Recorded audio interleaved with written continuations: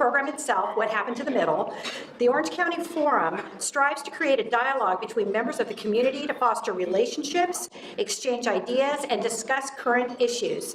The program that we have today is a direct reflection of our organization's mission, and with that, I'm happy to introduce our panelists. Now, the panelists are also on your program, but let me just read you their bios. Hopefully I can do it quickly and briefly.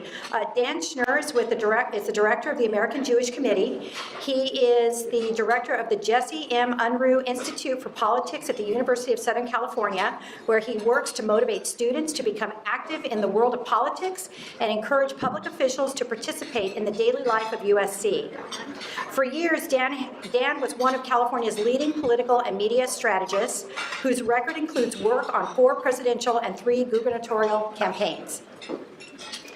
The Honorable Tom Unberg is the partner at Unberg and Zipster. He served 3 terms in the California Assembly, where he chaired the Elections Committee.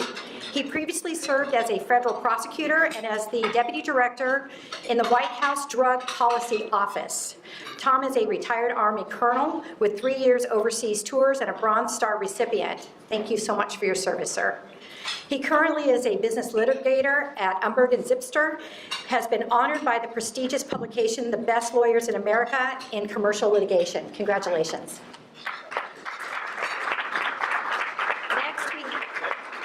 Next, we have the Honorable Loretta Sanchez, who is a former Congresswoman with the 46th Congressional District. She served as a representative from 1997 to 2017, and as a member of Congress, she successfully passed a long-shot bill that updated the sexual assault provisions in the Uniform Code of Military Justice, as well as a bill to create a sexual assault database. She is the product of public schools and Head Start and a graduate of Chapman University, where she currently serves as a professor, and she received her MBA from American University. Thank you for being here.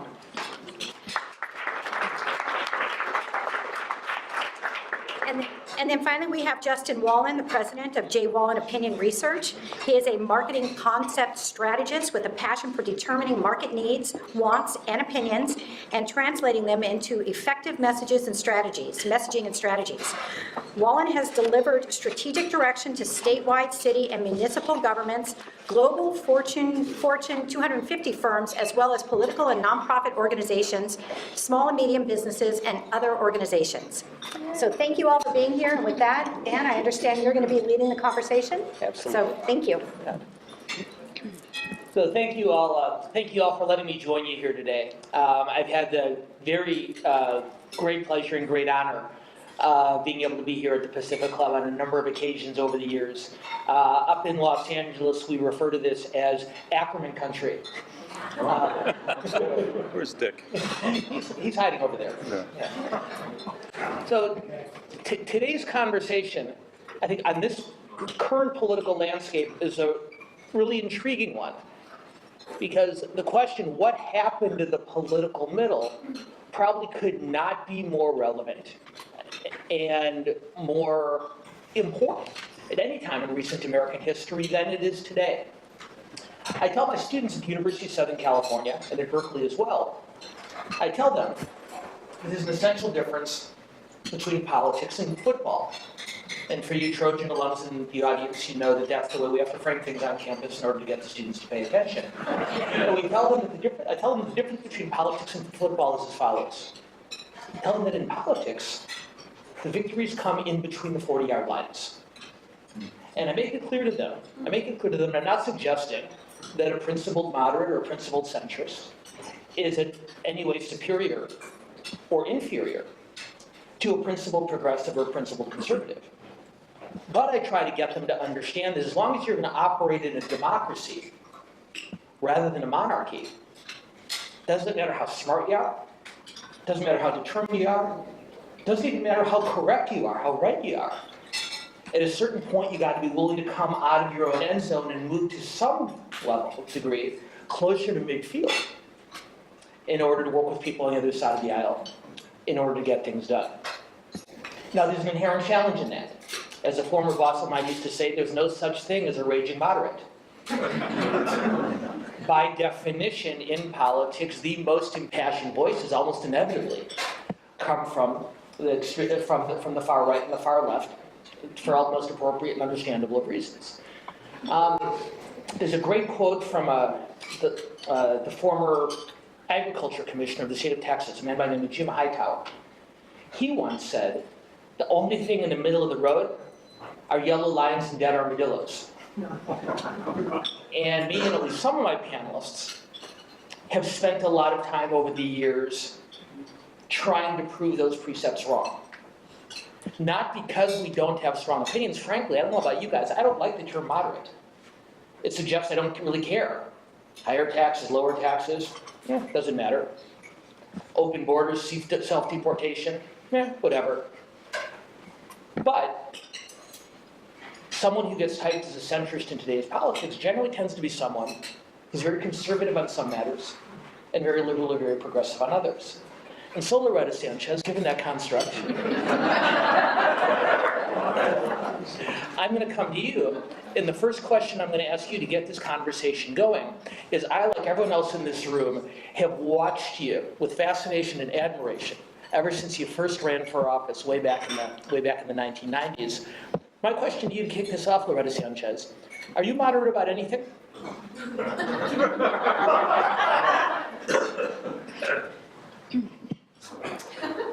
That's a good question. With the people that I work with, I just try to find the issue that moves them. So I remember one time I was on a television show, and it was Tom Tancredo, who was a representative at that time from Colorado, and myself. It was in very heated debates we were actually debating an immigration bill that was on the House floor. This was maybe about 6 or 7 years ago. Now, Tom Tancredo was one of those guys that was with the anti-immigration people, like anti-legal immigration.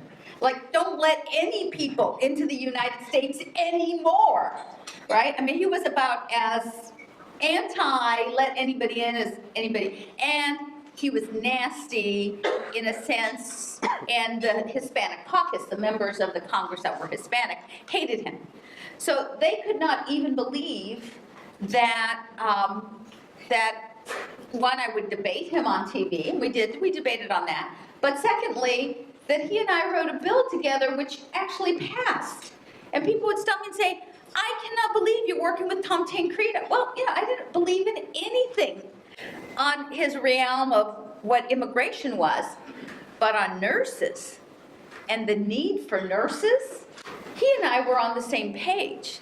So as long as I was respectful with him, and whether we were discussing immigration and we were on polar sides, or whether we were speaking about nursing, and I don't think needing nurses is necessarily a moderate issue. If you don't have them, it's a passionate issue. You need them.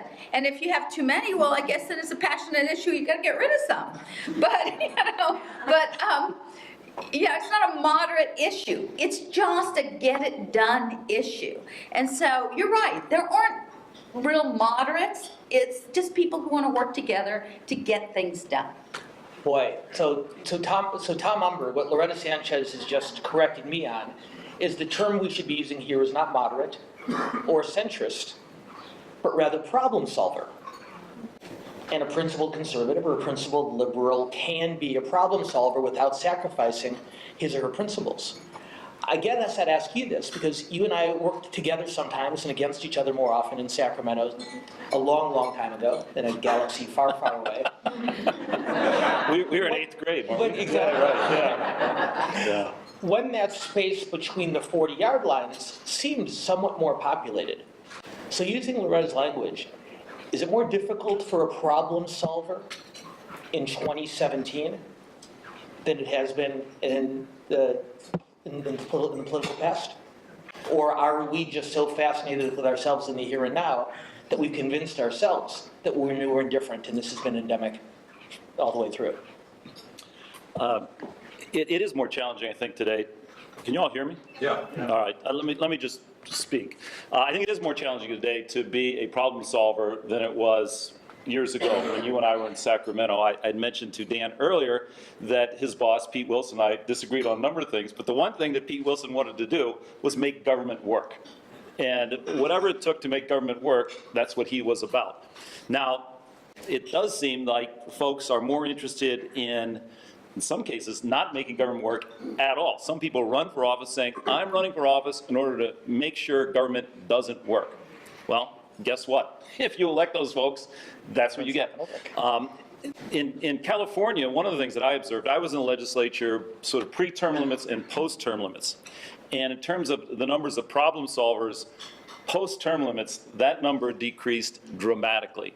And it's perhaps because folks were always looking for the next office, because you can only serve for a short period of time, so you're looking for your next office. In a place like Orange County or San Francisco, where you have a conservative or a liberal electorate, in order to get elected to office, typically you'd have to be the most liberal in San Francisco or the most conservative in Orange County, and so thus you create an atmosphere that is antithetical to problem solving. Now, having said that, the open primary is something that I think will provide some sort of a mollifying effect on that. I don't know, I'd be curious as to what other folks have to say.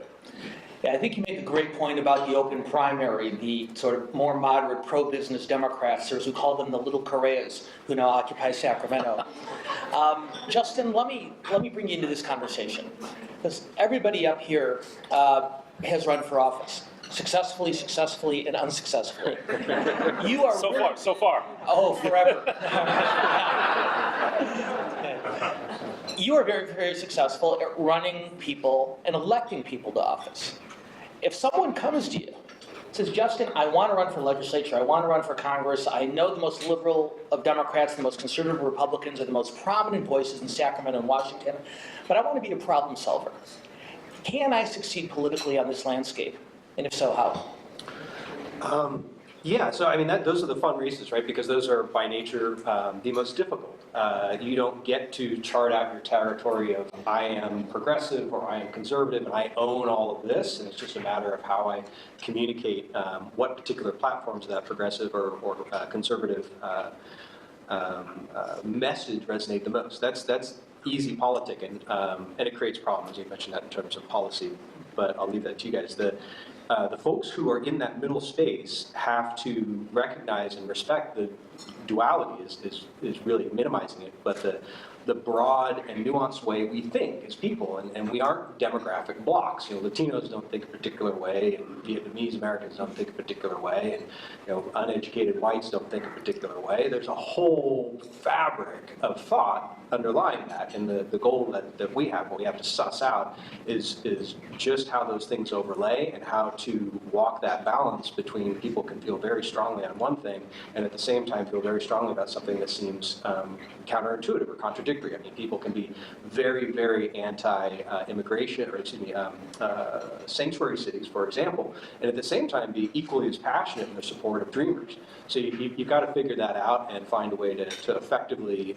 tell that story of your client that's effective and genuine and authentic. So it's a more nuanced campaign. It's more fun, but and there is a path to victory there. But you have to make your dollars behave like $2 and $3 rather than just $1. And of course, the key, and I'm going to take one phrase that you uttered, Justin, and twist it just a little bit to come back to the other panelists. It's not so much that these are people, who live in the space in between the 40s, but rather visit it in order to get something done. Because the most successful people are principled conservatives, principled progressives. Tom, I'm going to come to you next. Tuesday in Georgia, there was a special election for Congress. Some of you may have heard something about it. Who won? And the conventional, the local TV stations were winners. In fact, no lie, there was so much, $60 million spent on the race, so much television advertising money spent, that the local TV stations all expanded their news programs by a full hour just so they could run more political television commercials. Justin, it's almost enough to make me want to go back to being a political consultant. Huh? So, Tom, the conventional wisdom among many Democrats in the wake of this race is, we told you so. That if you run as a more measured, centrist, moderate, the way the Democratic nominee John Ossoff did, is opposed more of a firebrand, really being willing to fight on behalf of the party and its core principles, you can't win. Is the lesson for Democrats to take from Tuesday's election that it's a Sanders route rather than a centrist route that leads you back to victory? Well, the lesson I took from the election was that the candidate in the local population is more important than what's going on nationally. The Republicans had Karen Handel, who had been elected official, was of and from that district. Democrats had John Ossoff, young guy, 30 years old, love 30-year-olds, but sometimes people think they don't have enough experience, right, Dick? In order to be able to govern appropriately. And so I don't think that's a question for your grandchildren. Right. I don't think you can underestimate the local dynamic in a race like that. I'd be interested in what Loretta has to say about that. But the other thing is that in terms of what's going on, the middle is constantly moving. I pulled some stuff up in preparation here. So for example, take same-sex marriage. In 1997, if you did a national survey, Gallup did one, and only 27% of the people were in support of same-sex marriage. Today, it's 61%. In 1969, when you asked, would you ever vote for a well-qualified woman for president, 41% of the people said, no, never. Today, it's about 7%. If you asked about an African-American running for president the same year, about 40% said they would never vote for an African-American, irrespective of the qualifications. So things, especially on social issues, move very quickly. So in terms of the middle, you may be in the middle today, but 2 years from now, you may not be. Okay. So. And so, Loretta, let me take the conversation in that direction. The counter is that the middle is the mushy middle. And in fact, the people who really make change happen, not just today, but throughout American and political history, are those truly deeply committed men and women who fight on principle as conservatives, as progressives, and don't compromise on their beliefs in order to get things done. Is that the...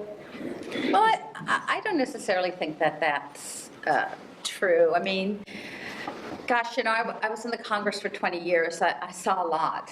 And I saw a lot on the social issues. I saw a lot of changes happen. Prop 22 in my district, when that vote went up, that was the first, gay marriage issue. 18% of the people voted for gay marriage, basically, at that time. And I had come out in favor of it. 18% in my district. I mean, that was a killer.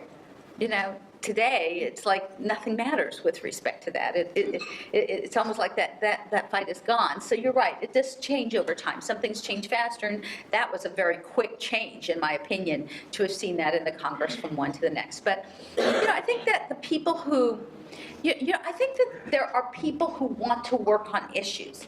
And a lot of people, maybe there's some Tea Partiers who got to the Congress who said, burn down the government and everything. There are that type. But I think most people go thinking that they are going to work on some issues. And if you get lucky, you get to work on something really amazing, the Voting Rights Act, the Clean Water Act, something that's going to have some incredible impact on our nation in the long term. I mean, that's what you really hope for, I think, as a national politician. But I will tell you one thing that has changed in the 20 years that I spent in the Congress was the electorate. And I'm not talking demographically and all this. I'm talking about how they get their news, how they get their information. So in my generation, there were not TVs in my neighborhood a lot when I was growing up. So when the TV came, and we would go down to somebody's house because they had a TV, there was one guy on TV giving the news. It was called Walter Cronkite. 6 p.m. every night. All of America saw the same guy getting the same news. Subjective still, because anytime somebody tells you about something, it's going to be filtered in some way. But we got our news from one guy. Then through the majority of my life as a youngster, young adult, we had 3 guys. Peter Jennings, Tom Brokaw, and Dan Ratner. But still, they were saying about the same thing. Now, we have MSNBC, and we have Fox News, and if you're watching those channels, you're just watching that channel. So it's like an echo chamber going on. Rachel tells you something, and you're screaming and yelling, saying, yeah, you're right. And, it's just this echo back and forth she's right, we gotta go out. And I have friends like this. I mean, my sister's like one of those. And I'm like looking at this Rachel lady, and I'm like going, well, I just disagree with her on that issue, right? I mean, I'm not like cheerleading her. But people who watch MSNBC are cheerleading their people, and it's not objective, it's subjective, the way they tell it. And then the Fox News people are doing the same thing on the other side. And then we expect these people who are in this chamber, and let alone the people who are just looking at supposed news on Facebook or Twitter or something, that people are making stuff up. Think about that, right? So everybody is in an echo chamber. It's not that the politicians have changed so much, is that people who are talking to people are just talking to people who they believe are talking to themselves. Well, and if you think, it's a great point. And if you think about it, though, that's human nature. I want to talk to the smartest people in the world. I want to read the smartest people in the world. I want to listen to the smartest people in the world. Who are the smartest people in the world? They're the people who agree with me. And I might find them on Fox, I might find them on MSNBC. But years ago, at the dawn of the internet era, long before social media, Nick Kristof, the New York Times columnist, wrote a piece called The Me Network. The Me Network. And of course, what Loretta's talking about is exactly right. I can now construct an information environment that never challenges me, that never disagrees with me, that only reinforces what I already believe and congratulates me for believing it. That's pretty intoxicating, Justin, isn't it? Yeah. Justin doesn't believe what we said. Justin, it's happening, man. As news becomes entertainment, and yes, we get to listen to our self-created, customized news for me, exactly what I want, and it's all that much more heated, breathless, and passionate. Two things happen. One, people who are predisposed to think a particular way, they become more entrenched in their thought. And then folks who are viewing politics, who politics may not be dinner table conversation, because it turns out not a lot of people think like the folks who are sitting in this room. They view it as an increasingly polarized environment, and it's more and more frightening. And then there's just people with zero situational awareness. And I'll call out the good members of the Freedom Caucus on this. Several years ago, remember the last government shutdown? You know what that was about? No one remembers. Turns out, The debt ceiling? well, that was tied to that, but it was the goal, the professed goal, was to shut down some component of Obamacare before it came out. It was a nascent, they hadn't launched the website yet. So they shut down the government, and I do research all the time. No one knew why the government was shut down, and all they knew was Republicans were jerks for doing it, and incredibly incompetent. And that's even increasing into the base. People did not understand. So while I'm sitting there having lunch, one of the members of the Freedom Caucus walks in, they just overcame this thing, or they just dropped it. They concluded the shutdown of the government, and his words were literally, well, at least thank God everyone's talking about Obamacare. Nonsense. Absolute nonsense. Everyone in his particular district, where he was safe, and he had this wonderful little echo chamber, where he could have the luxury of towing this incredibly strong line, yeah, they were telling him that.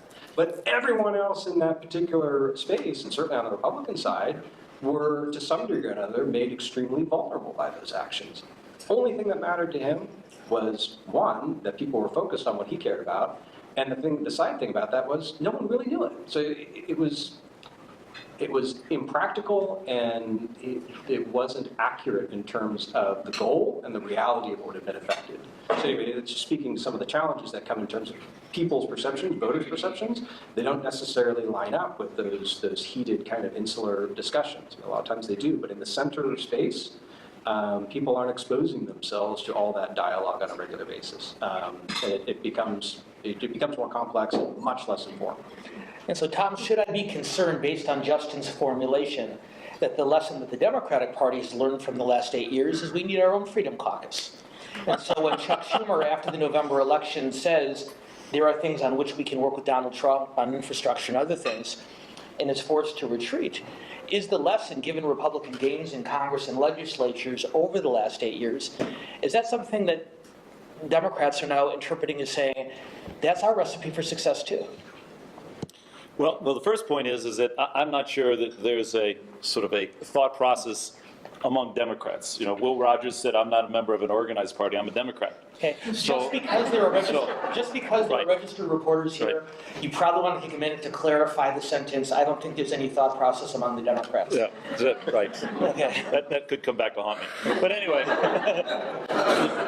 what I think is, there are individual candidates and individual office holders sort of, they decide how they're going to react, how they're going to behave, that kind of thing. There's not a overall strategy that actually works. And maybe to your earlier point that whatever happened in Georgia maybe wasn't reflective of what's going on nationally, more reflective of what's going on with individual candidates and locally. I think that is a huge challenge that people get their news from sources that agree with them. And I'm not sure how to deal with that challenge. You know, one way is that there are educators in the room is to actually force people to examine different points of view while they're being educated. I don't know. I really don't know. I do think that it's very worrisome. It's very worrisome when the news that you get reinforces your belief that may be somewhat extreme on either side of the spectrum. If you've got a good solution, you were an educator for years, so I'd be interested. Well, as my former student, the Honorable Tara Campbell, will tell you, I tell my students at the end of every semester, I say, I'm going to give you one last assignment. I can't grade this one, but it's the most important assignment I'm going to give you all semester long. I want every principal conservative in this room, like Tara, to watch Rachel Maddow once a week. And I want every principal progressive in this room to read George Will or Charles Krauthammer once a week. I'm not trying to change your mind. I'm not even really trying to open it. I'm just trying to remind you that while it's really easy to point to the most ridiculous, outlandish, indefensible person on the other side and use them as an excuse not to venture toward midfield, that there's really intelligent people over there too, who just happen to have come to different conclusions than you have. Anyway, that assignment usually lasts for about a week, but it's fun. First of all, thank you all very much for being part of this panel. I think I echo everybody in the room and just expressing our gratitude for the opportunity to talk these issues through. And one of the things that I've been challenged is getting out of my me network, so thank you for that. I'll try and look at some other shows out there. So again, thank you so much, and just want to make some final closing remarks. I don't know if you all want to stay up here and be available for questions if folks afterwards, but let me just make the comments right now that I want to let you know that this program was filmed and it is on Charter Communication, and it's also broadcast on local television stations including Spectrum, Cox, and PBS SoCal. Did I say something wrong? Okay. Also, that the Orange County Forum has a robust program of events for the rest of the year. Your program highlights of the next 3 events are in the program, and they're already scheduled. We have a breakfast series that's going to be starting soon. It's going to be the California gubernatorial candidate, so that should be really interesting. It's going to start next month. And then finally, our July program will be on July 18th at Angel Stadium. That's always a really popular one.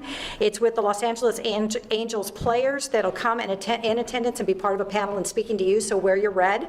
And then also, if you want more information about that particular event, there are flyers at the table you can pick up on your way out.